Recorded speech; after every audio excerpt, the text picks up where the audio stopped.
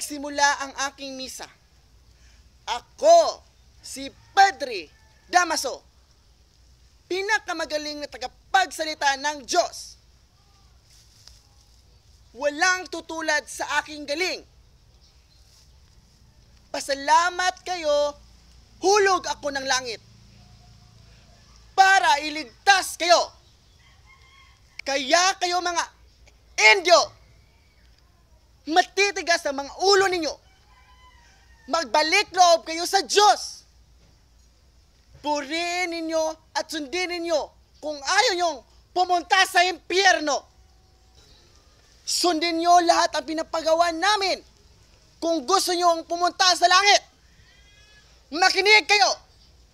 Bakit kayo natutulog? Ikaw! Bakit ka hindi nakikinig?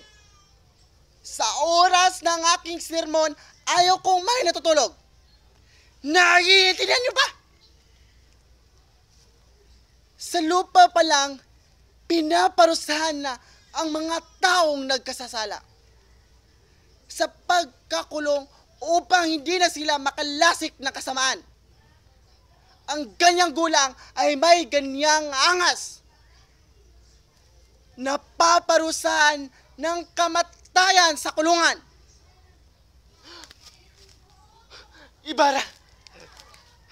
Huwag Ibarra! Huwag Ibarra!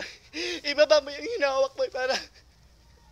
Ibarra, hindi ko sinasadyang lapastangin ang iyong ama. Ibarra, ibaba mo yung hawak mo, Ibarra! Huwag mo akong patayin, Ibarra! Ibarra! Muntikan na akong patayin ni Ibarra dahil sa paglalapastangan at pagkukutya ko sa kanyang ama. Isa akong tao sa Noli Me Tangere na may masamang ehemplo na dapat hindi tularan dahil sa masamang salitang lumalabas sa aking bibig. Naging hadlang ako sa pagmamahal nila Maria Clara at Crisostomo Ibarra.